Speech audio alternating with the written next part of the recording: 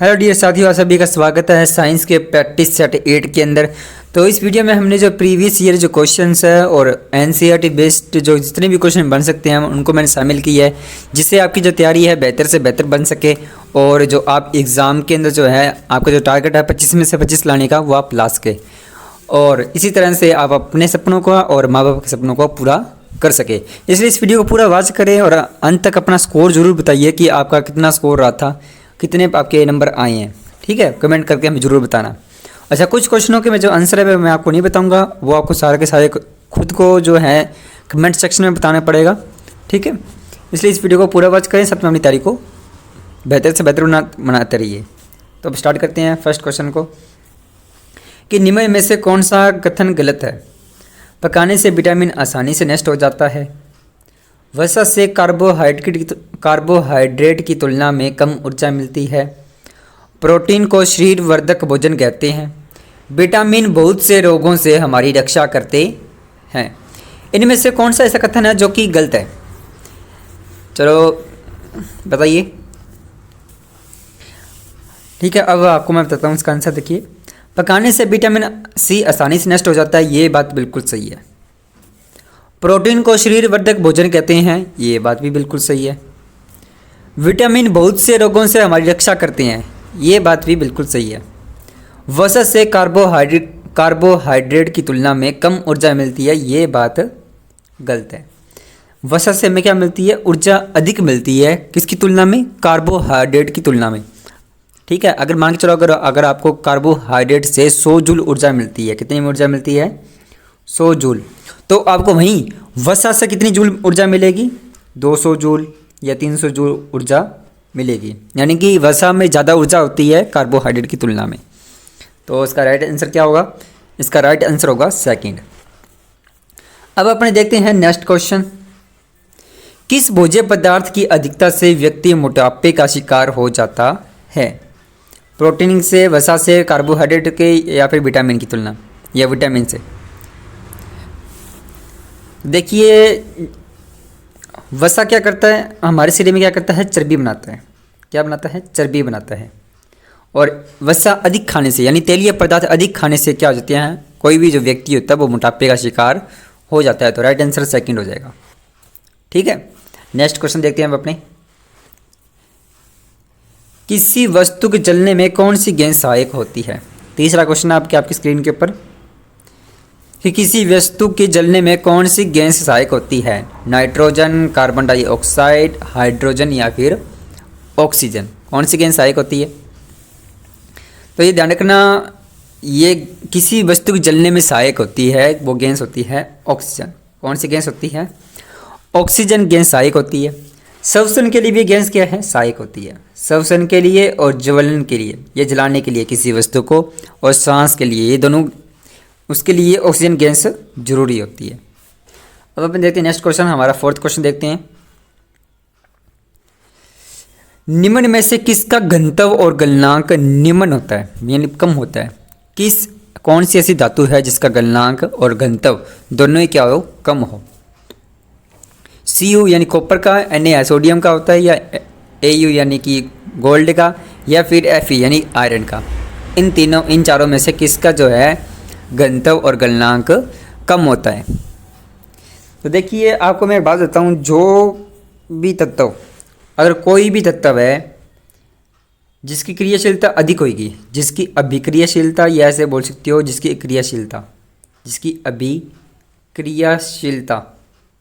अभिक्रियाशीलता अधिक होगी, जिस तत्व की अभिक्रियाशीलता जो होती है वो अधिक होती है यानी बहुत ज़्यादा होगी, वो तत्व, उस तत्व की गलनांक और घनत्व उतना ही क्या होगा? कम होगा। अब जैसे आपको बता देता हूँ, मैंने आपको एक बारी, अगर आपने हमारी जो पिछली वीडियो देखी है उसमें मैंने बताया भी हुआ है कि अभिक्रियाशीलता वो अपनी याद करने की ट्रिक होती है के नाना सा मांगे आलू जलेबी। यानी कि के नाना सा मांगे आलू जलेबी। यानी के का मतलब होता है पोटेशियम, Na का मतलब होता है सोडियम, Ca का मतलब होता है कैल्शियम, Mg का मतलब होता है मैग्नीशियम, Al का मतलब होता है एल्यूमिनियम और Zn का मतलब होता है जिंक। अब इसमें जो के है वो सबसे ज़्यादा अधिक अभिक्रियाशील तत्व है, यानी पोटेशियम सबसे ज़्यादा अभिक्रियाशील तत्व है। उससे कम कौन सा है? उससे कम है सोडियम, उससे कम कैल्शियम, उससे कम मैग्नीशियम, उससे कम एल्यूमिनियम और उससे कम जिंक है। यानी सबसे अभिक्रियाशील तत्व इन चारों में से कौन सा हुआ? वो है सोडियम। तो इसका घनत्व और गलनांक दोनों क्या है? कम होते हैं। तो ध्यान रखना, जिसका घनत्व और गलनांक उसी का कम होगा जो ज़्यादा अभिक्रियाशील तत्व होगा। अब अपने करते हैं नेक्स्ट क्वेश्चन। निम्न में से शरीर वर्धक भोजन किससे कहा जाता है? अभी आपको मैं बता के हटाऊँ तो किससे कहा जाता है शरीर वर्धक भोजन? Vitamin A, carbohydrate, vitamin C या प्रोटीन को?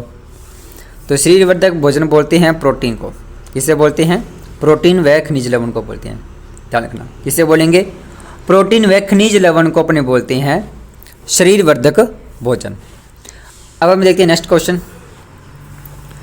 सूर्य के प्रकाश से मिलने वाला विटामिन है। सूर्य के प्रकाश से यानी धूप से हमें कौन सा विटामिन मिलता है? 6th क्लास का क्वेश्चन है वैसे ये, और एग्जाम में भी आया हुआ है। तो सूर्य के प्रकाश से अपने को विटामिन मिलता है विटामिन डी। कौन सा मिलता है? Vitamin D. गाजर खाने से कौन सा विटामिन मिलता है? गाजर और टमाटर खाने से। राइट आंसर तो इसका तीसरा है। आपको मैं अन्य फैक्ट बता रहा हूँ, गाजर और टमाटर से। गाजर और बात करें अपने टमाटर, गाजर और टमाटर की बात करें तो इससे अपने को मिलता है विटामिन ए। जो खट्टे फल होते हैं, जैसे सिट्रिक फल जो होते हैं, जो खट्टे फल होते हैं, खट्टे फल से अपने को कौन सा विटामिन मिलता है?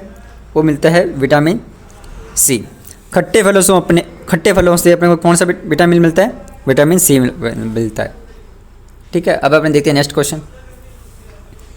वह पोषक तत्व जो हमारे शरीर की वृद्धि और अनुरक्षण के लिए आवश्यक है वह है कार्बोहाइड्रेट, विटामिन, वसा या फिर प्रोटीन।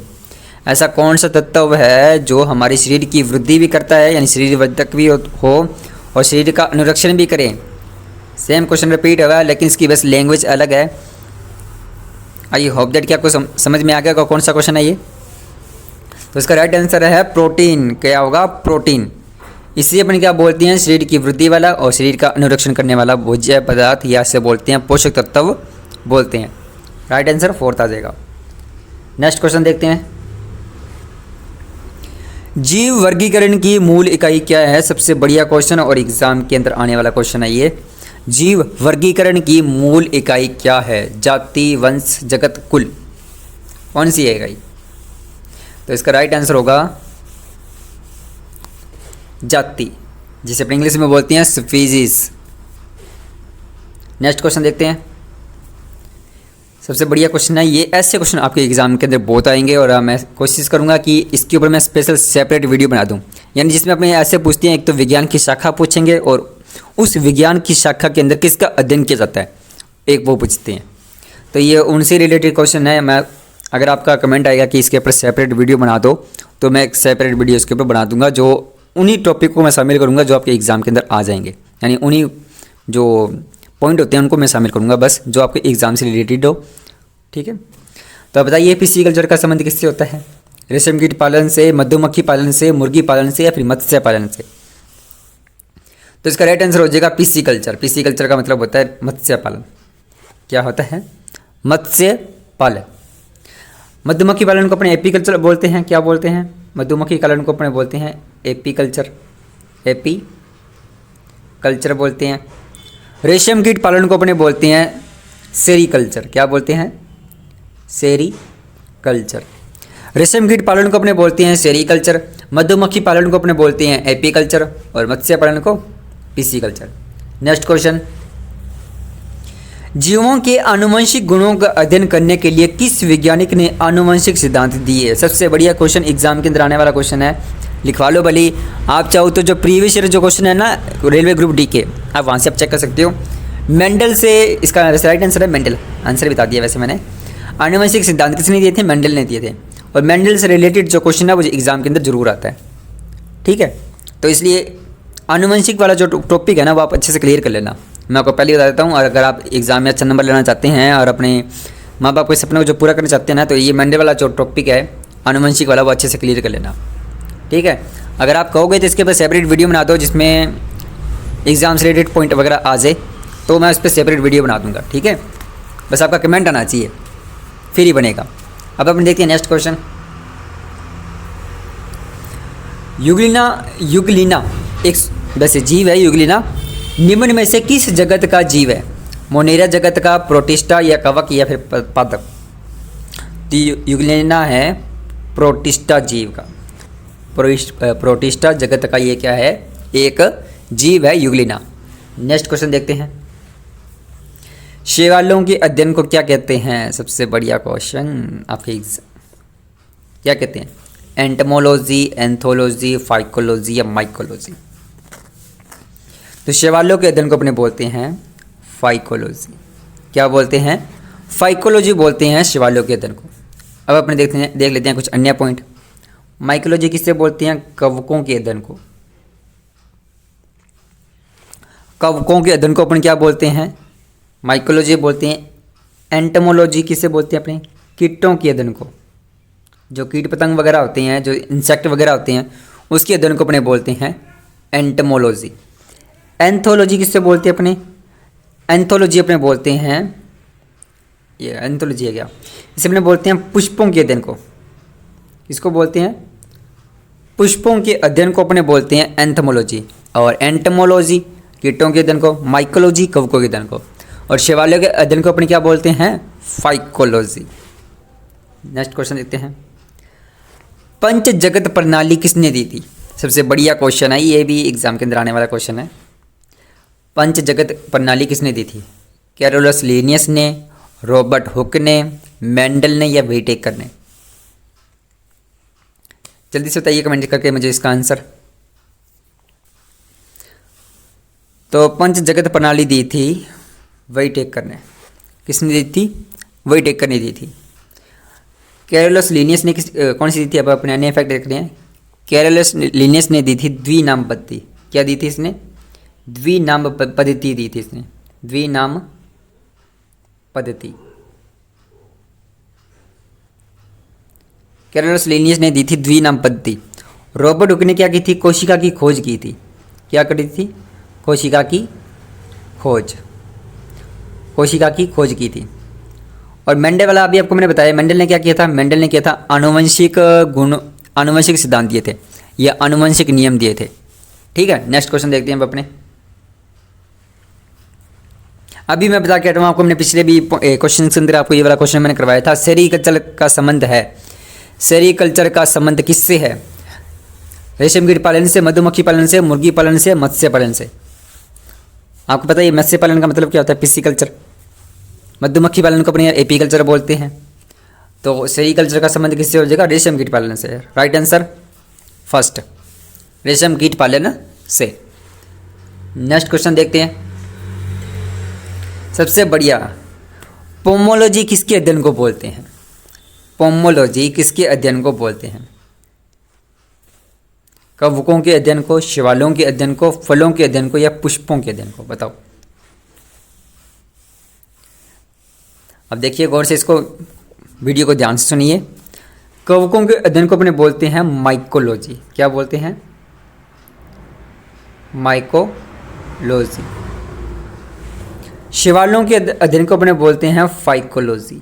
क्या बोलते हैं? फाइकोलॉजी। पुष्पों के अध्ययन को अपने बोलते हैं एंथोलॉजी। क्या बोलते हैं? एंथोलॉजी। तो राइट आंसर क्या हो जाएगा? पोमोलॉजी किसे बोलते हैं? फलों के अध्ययन को। Right answer 3। पोमो के अध्ययन को अपन क्या बोलते हैं? पोमोलॉजी किसे बोलते हैं? फलों के अध्ययन को। Next question. तो बस इतना ही। बेस्ट ऑफ लक आपके एग्ज़ाम के लिए और थैंक यू वीडियो को पूरा वॉच करने के लिए। अपने आप को भी थैंक यू बोलिए और बेस्ट ऑफ लक आपके लिए साथ में, क्योंकि आपने वीडियो पूरी वॉच करी है। इसी तरह से अपने साइंस की प्रैक्टिस को बेहतर से बेहतर बनाते रहिए। और अगर आपको अगर कोई सेपरेट वीडियो चाहिए किसी टॉपिक के ऊपर तो मुझे कमेंट करके ज़रूर बताएं। ठीक है, तब मिलेंगे आपसे नेक्स्ट प्रैक्टिस सेट के अंदर। तब तक जय हिंद, जय भारत।